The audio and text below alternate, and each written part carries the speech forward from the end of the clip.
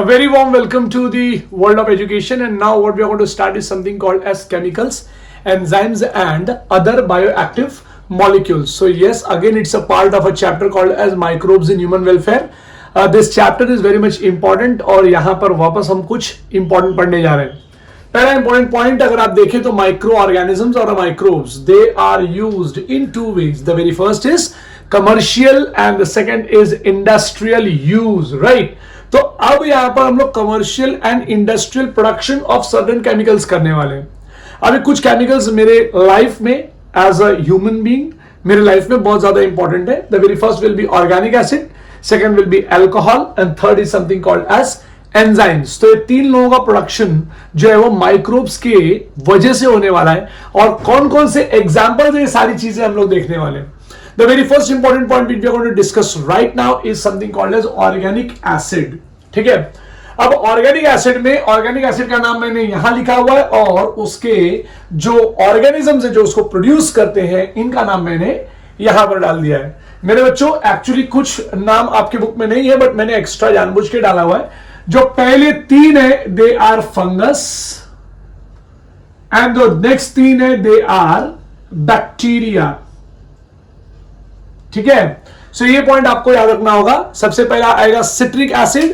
Citric acid is also termed as vitamin C अगर आप जानते होंगे तो. Then this citric acid is being produced by a fungus called as Aspergillus niger my dear. Second example अगर आप देखें तो it is gluconic acid which is very useful in a life of a human being and yes it is also being produced by Aspergillus niger which is a fungus. Next आएंगे देखेंगे तो it is something called as fumaric acid and fumaric acid is being produced by Rhizopus arhyzus नाम का fungus. ठीक है. Acidic acid का अगर आप देखेंगे तो एसिडिक एसिड के लिए होगा Acetobacter aceti and yes it is a bacteria. Butyric acid very important produced by clostridium butylicum. Please याद रहे it is butyric acid is being produced bye clostridium butylicum. Lactic acid yes it is being produced by lactic acid bacteria or lactobacillus. अब इसको आप कैसे याद रखेंगे. so it is very easy. कैस्पर गैस्पर फ्यूमा राइजो असिटी असिटो. ये देखो कैस्पर सी माने सी एस्पर कैस्पर जी एस्पर कैस्पर गैस्पर फ्यूमा राइजो असिटी असिटो बुक्लो. कैस्पर गैस्पर फ्यूमा राइजो असिटी असिटो बुक लो. वर्ड याद रहे बुक लो. राइट. वापस कहता हूं कैस्पर गैस्पर फ्यूमा राइजो असिटी असिटो बुक लो. लाला. लाला मतलब होगा लैक्टिक एसिड. अब लैक्टिक एसिड लैक्टोबैसिलस के लिए एग्जांपल में आ जाएगा. सो इट इज कैस्पर गैस्पर फ्यूमा राइजो असिटी असिटो बुक लो लाला. कैस्पर गैस्पर फ्यूमा राइजो असिटी असिटो बुक लो लाला. तो वर्ड याद रखना और इसके साथ आपको पूरा का पूरा याद हो जाएगा. Next we are going to start is very important. Yes ethanol production अगर आप देखें so ethanol production is done by yeast my dear. Ethanol is C2H5OH and yes it is being produced by the help of yeast. जैसे Saccharomyces cerevisiae इस fungus का नाम है. It's a unicellular fungi. Please याद रखना. Lipases. Lipase में आपको बताऊं अगर आपके घर में डिटर्जेंट होगा तो अब भी जाके मेरा वीडियो पॉज करके जाके घर में डिटर्जेंट को चेक करना. उसमें आपको कलर्ड पार्टिकल्स मिलेंगे. These coloured particles are nothing but the enzyme के छोटे छोटे globules. These are the enzyme called as lipase my dear. ठीक है. So lipase are used in detergent formulation and they are helpful in removing oil stains from the laundry. मैं आपको बता दूं मेरे बच्चों लॉन्ड्री में इसको यूज किया जाता है. लॉन्ड्री में इसको यूज किया जाता है फ्रॉम द क्लॉथ. तो मैं ऐसे फ्रॉम द लॉन्ड्री लिखने के बजाय मैं लिखूंगा फ्रॉम द क्लॉथ. राइट. तो प्लीज याद रखो from the cloth in laundry जो है वो यहां पे ऐसा आपको दिखेगा. एंड लाइपेजेस फॉर एग्जांपल अगर आप कुछ खा रहे हैं थोड़ा ऑयल लग गया कपड़े के ऊपर राइट तो दैट ऑयल का stain should be removed my dear. तो अगर ये ऑयल का स्टेन आप रिमूव कर पाएंगे तो कैसे रिमूव कर पाएंगे. It can not be removed directly from the something called as यकीन one it will not be removed from water. So what you require is to degrade that oil stain and what you require at that moment is something called as lipase. तो आजकल के detergents में वो lipase भी डालना चालू कर दिया है उन लोगों ने. एक और खास बात मैं आपको बताऊं, अगर आप मौसम्बी का जूस पीते हैं, ठेले पर का मौसम्बी का जूस पिएंगे तो उसके अंदर आपको बहुत सारे फाइबर्स मिलेंगे, बट अगर सेम मौसम्बी का जूस आप किसी स्टोर से खरीदते हैं तो you can not see large amount of fibres present in that. What is the reason behind that? The reason behind that is that जो प्रोडक्ट आपको बॉटल्ड प्रोडक्ट्स मिला है, उस बॉटल्ड प्रोडक्ट में they had added an enzyme called as pectinases and proteases. My dear, it's very important fact, pectinases and proteases, ये बहुत important point है. So fruit juice from market are clearer as compared to the juice made in home or made at home or which you take from the ठेला वाला, right? Juice वाला uncle. So वहां से लेंगे तो वहां उसके अंदर आपको ज्यादा जो है वो फाइबर्स मिलेगा. बट अगर वो फाइबर्स आपको नहीं चाहिए, अगर आप बॉटल्ड जूस ले रहे हैं, that bottled juice contains what? It contains an enzyme called as pectinase and proteases which entirely degrades that structure. मेरे बच्चों, बहुत इंपॉर्टेंट पॉइंट. एक और चीज जो मुझे पता लगा, वो बहुत ज्यादा मुझे इंपॉर्टेंट भी लगा, that is something called streptokinase. My dear, मैं आपको बता दूं, streptokinase is a type of an enzyme which is produced from a bacteria called as streptococcus. My dear, अब मैं आपको बता दूं, स्ट्रेप्टोकोकस से जो एंजाइम निकाला गया, इसको मॉडिफाई कर, अब इस स्ट्रेप्टोकोकस को थोड़ा हमने मॉडिफाई किया है. अब एंजाइम तो जबरदस्त है, तो एंजाइम जिस बैक्टीरिया से निकाला जाता है, उस बैक्टीरिया को हम मॉडिफाई कर चुके हैं जेनेटिक इंजीनियरिंग के थ्रू, राइट? मेरा बात प्लीज वापस याद रखो. Streptokinase is a type of an enzyme and it is produced by a bacterium called Streptococcus. Streptococcus में हमने कुछ जेनेटिक चेंजेस लाए, जेनेटिक इंजीनियरिंग की, और उस जेनेटिक इंजीनियरिंग की वजह से वो Streptococcus is used, I mean this Streptococcus का streptokinase, because the streptococcus produces streptokinase. So streptokinase is used as a clot buster. Please याद रखना, it's very important. It is a clot buster for removing clots from blood vessels. मैं आपको बता दूं, कुछ जो aged हो जाते हैं, एजेड दादाजी लोग जो होते हैं, उनके बॉडी के अंदर क्लॉट जमा हो जाता है मेरे बच्चे. और अगर क्लॉट जमा हो जाएगा मेरे बच्चों, अगर ब्लड जमा हो जाएगा तो ये ब्लड जो है वो जम के थक्का बन जाता है, एंड दैट थक्का इज टर्म्ड एज क्लॉट. ठीक है? So that clot has to be removed. अगर वो क्लॉट किधर हार्ट में हुआ तो it can lead to something called as big problem, right? अब देखिए, मैं आपको बताता हूं. इमेजिन कीजिए कि आपको क्लॉट जो है वो हार्ट से थोड़ा दूर पहले ही हो गया, वेन में हो गया, कहीं और हो गया ये क्लॉट, या आर्टरी में किसी क्लॉट हो गया, या कोरोनरी आर्टरी में क्लॉट हो गया. तो जब ब्लड क्लॉट हो जाएगा ना कोरोनरी आर्टरी में, माय डियर, मैं कोरोनरी आर्टरी की बात कर रहा हूं, अगर ब्लड क्लॉट हो जाए उसमें, तो blood will not pass and blood will not provide oxygen to the heart muscles. My dear, please मेरा बात याद रखो. Now there are certain arteries present in a heart which provide a oxygenated blood to heart itself. Heart is also a type of an organ, so its muscles require oxygen, my dear, for functioning. And special arteries present होती है, coronary arteries, my dear. तो coronary arteries होना बहुत जरूरी है, तो है, चलो ये तो डन हो गया, लेकिन उसका अच्छे से काम करना और ज्यादा जरूरी है. लेकिन इमेजिन कीजिए कि उसके ही अंदर अगर क्लॉटिंग हो गया, ब्लड जम गया, तो क्या इंसान बच पाएगा? क्योंकि एकदम सिंपल सी बात है कि ऑक्सीजन ब्लड हार्ट को मिलेगा नहीं. And if the blood is not entering, the oxygen blood is not being given to the cells of the heart और a muscle of the heart, मैं आपको बता दूं उसको ऑक्सीजन नहीं मिलेगा, and that can lead to a big problem called as myocardial infarction. अब आपके बुक में मायोकार्डियल इन्फेक्शन लिखा है, रॉन्ग है, मायोकार्डियल इन्फार्क्शन आएगा, and that myocardial infarction will lead to heart attack.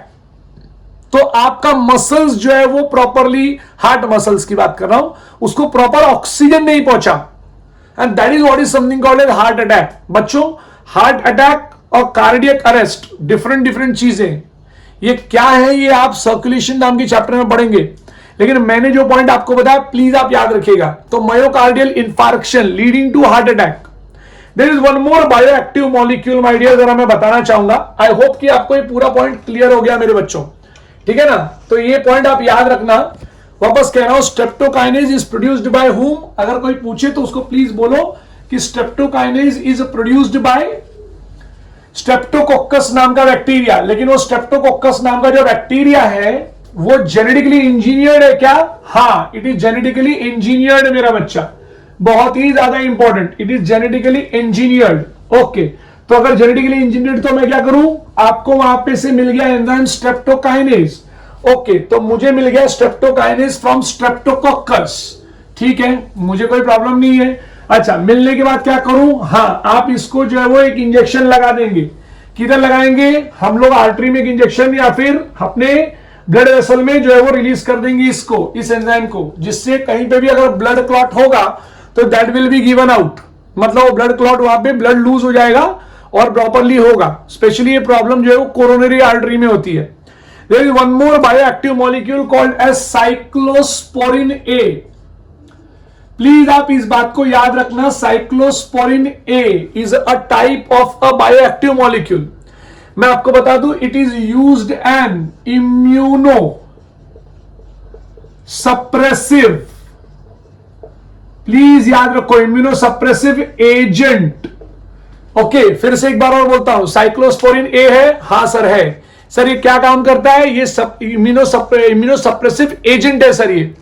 अब ये कहां पे काम करता है सर, इन ऑर्गन ट्रांसप्लांट, ये ऑर्गन ट्रांसप्लांट पेशेंट में काम करता है माय डियर, जिसके यहां पे ऑर्गन ट्रांसप्लांट हो रहा है, मान लीजिए किसी का किडनी ट्रांसप्लांट हुआ है, तो ऑर्गन ट्रांसप्लांट पेशेंट्स में ये काम करता है। एंड इट्स प्रोड्यूस्ड बाय, अब आप इमेजिन करेंगे, cyclosporin A is produced by a fungus and the name of the fungus is dash Trichoderma. Please याद रखो, it is Trichoderma polysporum. This is one of the most important paragraph I can say in your page number 183 my dear। तो trichoderma polysporum, एक और bioactive molecule बताता हूं जिसका नाम है स्टैटिन, ठीक है, लोग इसको स्टैटिन या स्टैटिन्स भी बोलते हैं my dear, and it is produced by a yeast, लेकिन इस यीस्ट का नाम है मोनास्कस। प्लीज याद रखो, इट इज मोनास्कस। मोनास्कस क्या, Monascus purpureus, so it is Monascus purpureus. लोग परपरस लिख देते हैं, it's not, it's Monascus purpureus and it had been commercialised as what, as blood cholesterol lowering agent. Please याद रखना, मैंने क्या वर्ड यूज किया, ब्लड कोलेस्ट्रॉल लोअरिंग एजेंट। माने अगर आपके बॉडी के अंदर ब्लड कोलेस्ट्रॉल बढ़ा तो ये लोअर कर देगा। अब ये काम क्या करता है, it acts by competitively inhibiting the enzyme responsible for synthesis of cholesterol. तो ये किसके साथ जो है वो कंपेटिटिवली इनहिबिट कर देता है, क्या, वापस कहता हूं, it acts by competitively inhibiting the enzyme, याद रखना, responsible for synthesis of cholesterol.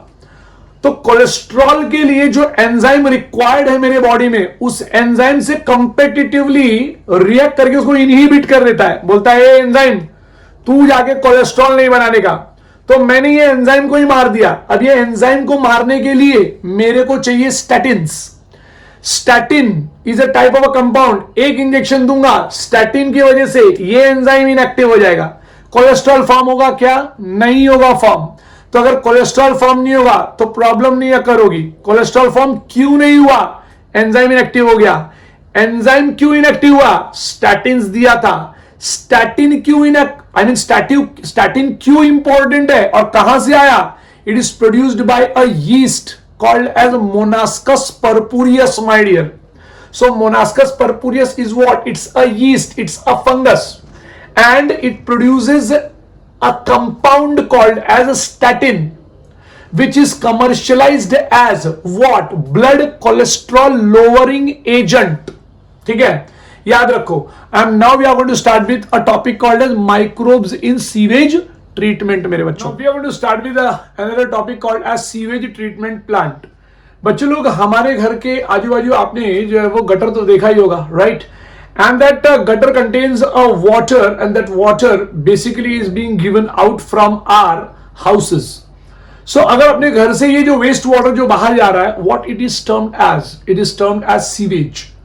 Now sewage is a type of a contaminated water which contains organic compounds as well as it contains something called as microbes, also termed as microorganisms, and these microorganisms are comparatively, they are harmful, right? So if they are harmful, so they can cause disease and that can lead to a big problem, right? Like different type of a disease can be caused in that entire area. So क्या हम उस पानी को, क्या हम उस gutter के water को, क्या हम उस सीवेज को क्लैरिफाई कर पाएंगे? क्या हम उससे होने वाले लेवल ऑफ पोल्यूशन को कम कर पाएंगे? Let us see a very important topic which is something called as microbes in sewage treatment. So very important point. Large quantity of wastewater is generated every day in cities and towns. We know that.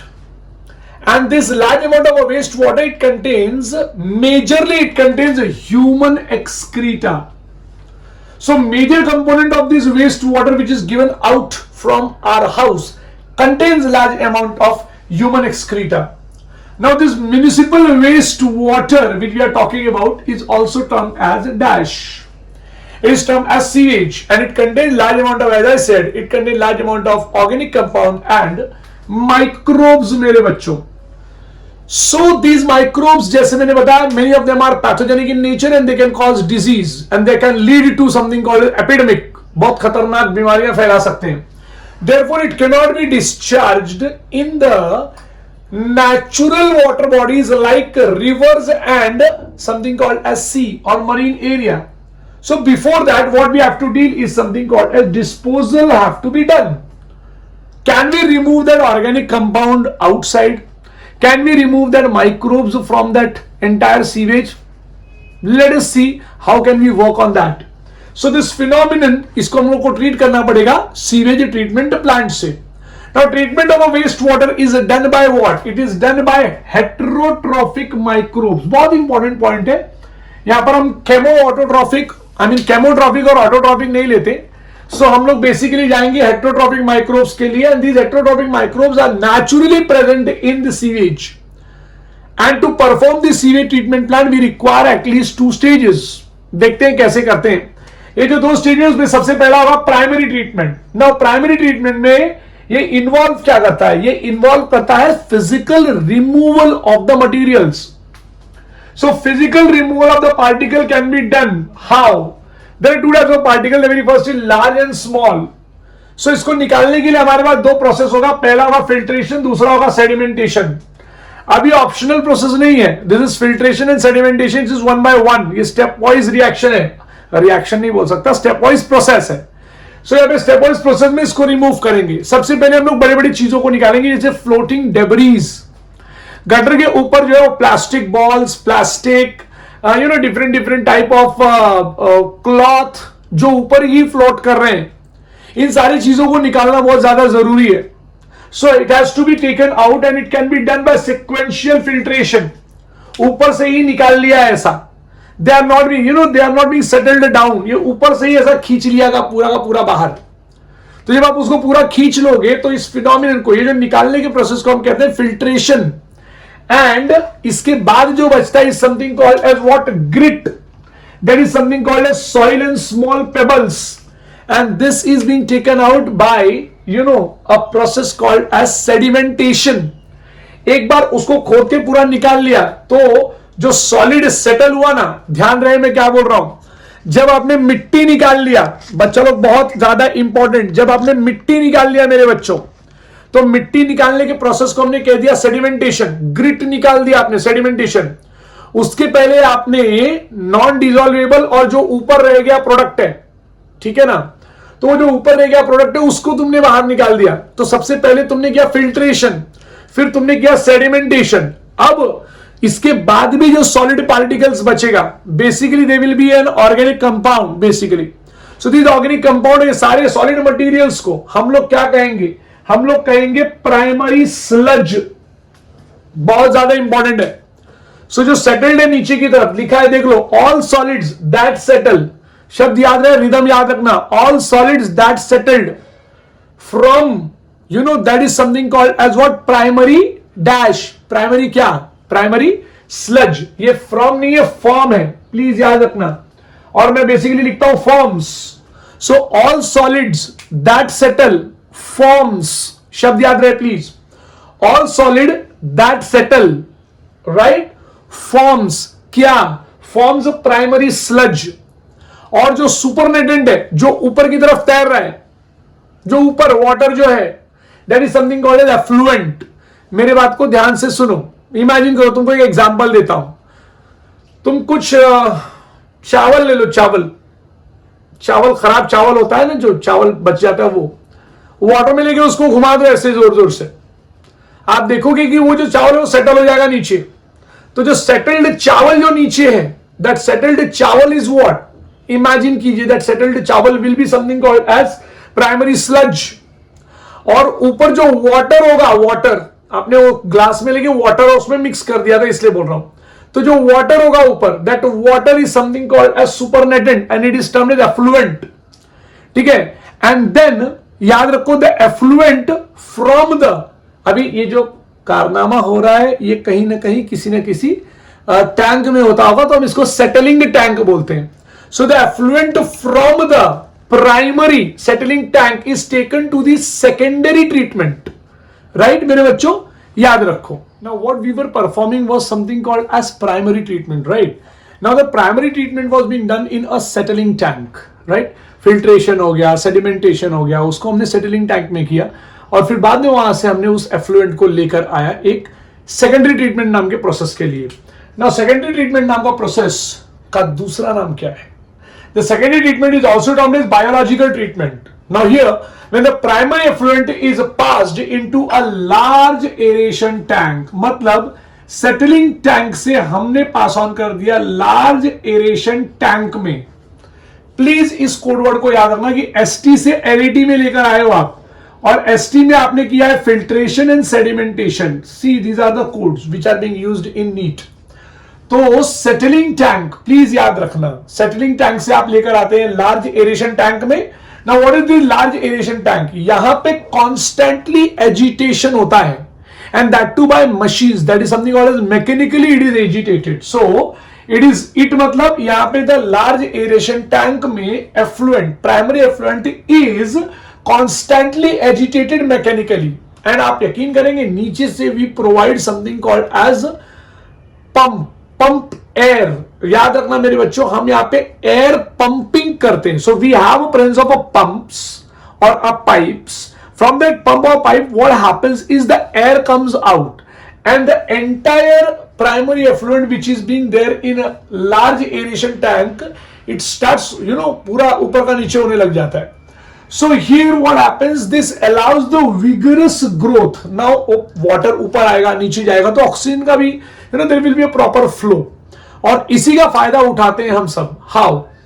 Now there will be a vigorous growth in something called as useful aerobic microbes into a flock. See, इस primary effluent में अब बचा गया है, it is something called as organic matter, and that organic matter has to be destroyed, it has to be degraded, it has to be converted into more simpler compounds my dear. So for that what we did was we added an aerobic मतलब an aerobic bacteria हमने डाला यहां पे। तो जब हम लोग aerobic bacteria डालेंगे तो aerobic bacteria will feed, they will eat, they will degrade that organic matter, but for that degradation what they require is oxygen, and हमने नीचे से जो एयर पंप किया है, मैकेनिकली एजिटेट कर दिया है पूरे को, वहां से लार्ज अमाउंट ऑफ ऑक्सीजन भी मिल रहा है, due to which the bacteria feeds on that organic matter. और इतना ज्यादा फीड करते हैं, not only bacteria, there is fungus also, and they form a structure called as flock. Now, what do you mean by flock, my dear? It is a masses of bacteria associated. It is the masses of a bacteria associated with fungal filaments. बहुत ज़्यादा important. It is a masses of bacteria associated with fungal filament and forms a mesh. Please याद रखना, forms a mesh-like structure मेरे बच्चों. So ये point बहुत ज़्यादा important है. It is a flock. Is defined as a masses of bacteria associated with fungal filaments, to form what? Mesh like structure. तो जब mesh like structure form कर लिया, तो ऐसे मौके पे जब ये ग्रो हो रहे हैं, आप इतना याद रखो, the microbes consume major part of organic matter in effluent, my dear. मैंने यहां पे OM इन E लिखा हुआ है। So here the microbes consume major part of what, organic matter in something called as effluent. अब खास बात यहां पर ये होती है, दिस सिग्निफिकेंटली, क्योंकि यहां पर large amount of organic matter is being degraded और ईटन अप और being used up by something called as aerobic bacteria as well as fungus. तो ये दोनों लोगों ने मिलकर क्या कर दिया, इसको डिग्रेड कर दिया और फ्लॉक तैयार कर दिया, फ्लॉक। और ये फ्लॉक तैयार कर दिया मतलब ऑर्गेनिक मैटर उस एफ्लुएंट से धीरे धीरे उस बैक्टीरिया के अंदर जाके बस गए। सो हियर व्हाट हैपेंड, इस बात ने क्या कर दिया, it significantly reduce the BOD। अब BOD क्या होता है सर, बहुत ही ज्यादा इंपॉर्टेंट मेरे बच्चों। What do you mean by BOD? So BOD refers to the amount of oxygen that would be consumed if all the organic matter in 1 liter. Sir सबसे पहले आप ये बताओ BOD का फुल फॉर्म क्या है? BOD का फुल फॉर्म है मेरे बच्चों बायोकेमिकल ऑक्सीजन डिमांड मेरे बच्चों।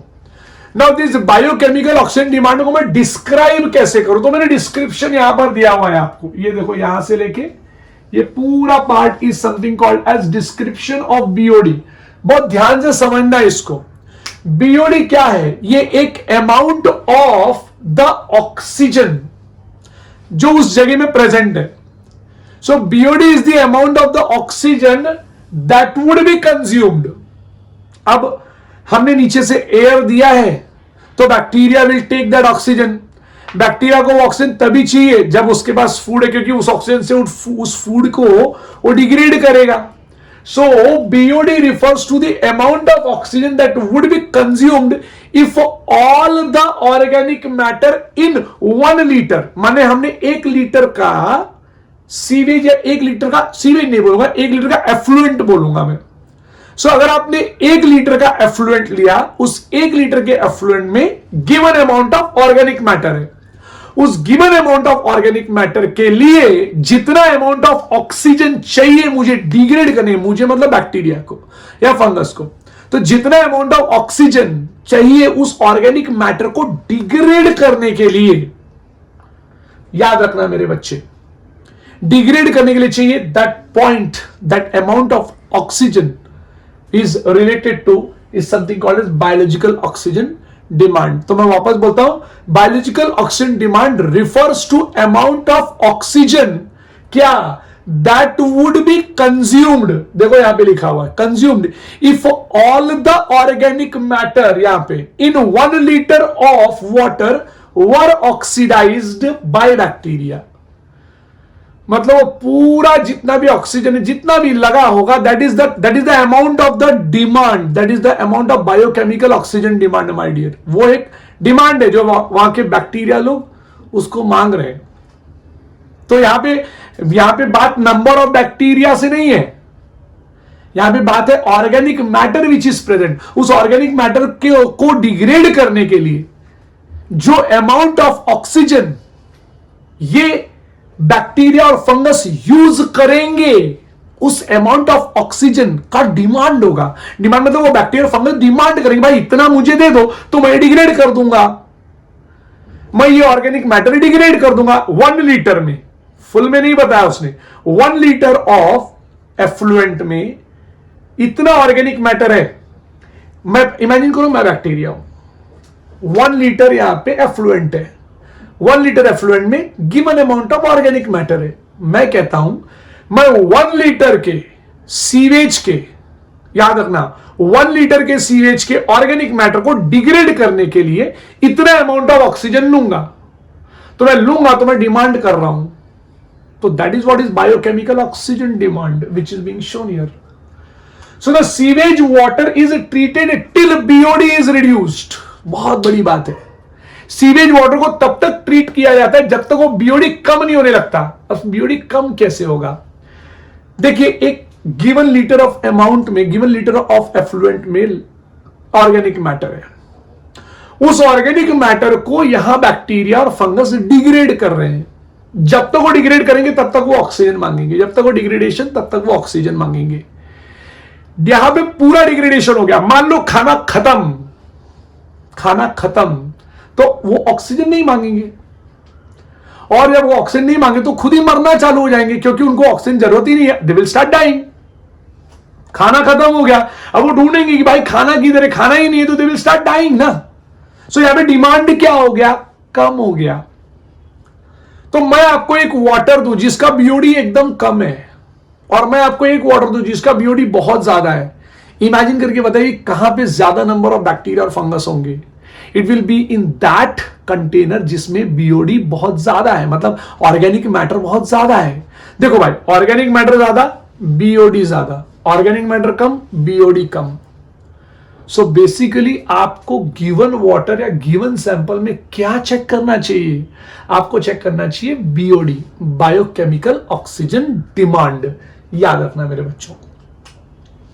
सो बीओडी टेस्टिंग या test, the BOD test measures the rate of uptake of oxygen. कब से बोल रहा हूं, uptake uptake uptake of oxygen by micro organism in a sample of a water. So BOD is a measure of organic matter present in a water. It's direct. BOD is a measure of organic matter present in the water. Indirectly ये बताने की कोशिश कर रहे हैं. Not only that, greater is the BOD, more is the polluting water, my dear. Please याद रखो, greater is the BOD, more polluting the water is. Once the BOD of the wastewater is significantly reduced, my dear, here the effluent is then passed into a settling tank.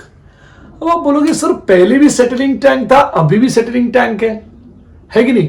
क्योंकि line तो यहां यही लिखी हुई है कि once the BOD is significantly reduced, the effluent is then passed to a settling tank. मेरे बच्चों ध्यान से सुनो, ये पॉइंट बहुत ज्यादा इंपॉर्टेंट है। जो सबसे पहला यूज हुआ वो था प्राइमरी सेटलिंग टैंक, सेकेंड जो यूज हुआ वो था एरेशन टैंक। प्लीज मेरे बच्चों याद रखो, प्राइमरी सेटलिंग टैंक, फिर आएगा aeration tank. Primary settling tank में ही हुआ फिल्ट्रेशन एंड सेडिमेंटेशन, फिर एरेशन टैंक में mechanically agitated large amount of air is being pumped inside, that is what is oxygen is being used. Biochemical oxygen demand का picture आ गया वहां पे। लेकिन यहां पर आप क्या देख रहे हैं, एक बार बीओडी आपका कम हो जाता है, बायोकेमिकल ऑक्सीजन डिमांड कम हो जाता है वेस्ट वाटर में, then it is reduced significantly. अगर यहां पे रिड्यूस्ड हो चुका है, सिग्निफिकेंटली दिख रहा है मुझे, देन इसके बाद आपको क्या करना है, इसके बाद the effluent is passed to a settling tank. यहां पे वो जो बैक्टीरियल, मतलब वो फ्लॉक, बैक्टीरियल एंड फंगल वाला जो मटेरियल था, वो सारे के सारे लोगों को अलाउ टू सेडिमेंट कर दिया जाता है। मींस सेडिमेंट होने के लिए वो मौका दे देते हैं, चल भाई नीचे उतर जा। लार्ज अमाउंट ऑफ माइक्रोब्स, जो फ्लॉक है, they are on the verge of dying, बहुत सारे मर चुके हैं, कुछ मर रहे हैं, उसमें से थोड़ा सा part, small part is taken and again it is added into aeration tank, क्योंकि वहां पर वो नीचे से वो पूरा सा पूरा ऑक्सीजन, मतलब एयर जो है वो large amount of air is being pumped ना, तो वो एरेशन टैंक में ना थोड़ा सा वो इनोक्यूलम डाल दिए, या स्टार्टर बोलते हैं, वो डाल दिया उन्होंने। सो इनोक्यूलम और starter is being taken from where, अगर क्वेश्चन आए तो बोलना it is being taken from settling tank. ध्यान रहे जो हमने पहला यूज किया वो था प्राइमरी सेटलिंग टैंक, यहां पर जो हम लोग यूज करें वो है सेटलिंग टैंक। और सेटलिंग टैंक में से, प्लीज याद रखना, सेटलिंग टैंक में से थोड़ा सा पार्ट निकाल के तुमने वापस डाल दिया, कहां, एरेशन टैंक में। लेकिन उसके पहले थोड़ा सा प्रोसीजरल थिंग्स है, जरा पढ़ लेते हैं। हियर द सेडिमेंट, वो जो नीचे बैठा है ना, वो जो bacterial and fungal, actually floc यहां पे बैक्टीरियल फ्लॉक लिखा है, बट वो बैक्टीरियल फंगल का पूरा जो मास जो नीचे बैठ गया है, it is termed as activated sludge. And small part of activated sludge is pumped back into aeration tank to serve as a dash, inoculum or starter मेरे बच्चों। The remaining major part of the sludge is pumped back to, एक और tank आ गया भाई, लेकिन इस tank को प्यार सा नाम दिया है ASD, माने एनारोबिक स्लज डाइजेस्टर मेरे बच्चों। Now, what is this anaerobic sludge digester? Anaerobic sludge digester is a last part, last tank I can say, जहां पर मैक्सिमम काम हो जाता है यहां पे. सो मैं आपको एक बार और बता दूं, प्राइमरी सेटलिंग टैंक में फिल्ट्रेशन कर दिया तुमने सेडिमेंटेशन कर दिया, एफ्लुएंट तैयार हुआ, उसको एरेशन टैंक में डाला. एरेशन टैंक में नीचे से आपने क्या दे दिया मेरे बच्चों, large amount of air pump कर दिया मैकेनिकली. और एक बार एयर पंप करने की वजह से आपका बीओडी जो है वहां पे दिख जाता है, और बीओडी धीरे धीरे हम सिग्निफिकेंटली रिड्यूस करवाते हैं. और एक बार बीओडी रिड्यूस हो गया तो there will be a formation of large amount of flocs, bacteria और फंगस का मेश तैयार होता है, पूरा बैक्टीरियल फ्लॉक तैयार होगा वहां पे. और एक बार वो फ्लॉक तैयार हो गया, उसके बाद आप यहां पर खड़े थे, क्योंकि BOD of the waste water is significantly reduced, and then that entire material is being transferred to settling tank. और सेटलिंग टैंक में जब वो ट्रांसफर हुआ, then we allow them to sediment. ऐसा नीचे बैठ जाते हैं, यहां पे देखो ये सेडिमेंट हो गए, इधर ऐसे सेडिमेंट हो गए. This sediment structure is termed as what, activated sludge. और ये एक्टिवेटेड स्लज में से major part is transferred to anaerobic sludge digester, and less amount of a part is transferred to किधर जाना पड़ेगा भाई, aeration. The other kind of bacteria मेरे बच्चे लोग which are basically anaerobic in nature. मैं आपको बता दूं, ये एनारोबिक बैक्टीरिया लोग जो है वो they will start digesting these aerobic bacteria and fungus, and they will digest it so fast कि वो एंटायर स्लज में धीरे धीरे वो खत्म ही हो जाएंगे. लेकिन इस डाइजेशन के प्रोसेस में these anaerobic bacteria will release a different types of gases मेरे बच्चे. The very first gas which they will release is something called as methane, the hydrogen sulfide and carbon dioxide. These three gases combinedly termed as मेरे बच्चों क्या, they are termed as biogas. तो यहां पर आपको biogas लिखा हुआ मिल जाएगा. Now एक बहुत अच्छा बात ये बताना चाहती है एनसीईआरटी आपको कि the biogas which is released can be used as a source of energy because it is highly inflammable. अब इसके अंदर हाईली इन्फ्लेमेबल है कौन, you know, it is methane. इसलिए इसको रेड कलर में रखा हुआ है, राइट. सो अब organic matter and aerobic bacteria and fungi ये पूरा का पूरा साफ कर दिया है मेरे बच्चों उस वाटर के अंदर. Now that water is not contaminated very highly मेरे बच्चों. नाउ दिस वाटर मटेरियल जो आप देख रहे हैं यहां पे, बेसिकली मैं कहूंगा these effluent are now eligible to get into something called as a river and ocean मेरे बच्चों. So here the effluent is released into natural water bodies like river, ocean, stream and many more things मेरे बच्चों. समझ में आया मेरे बच्चे लोग.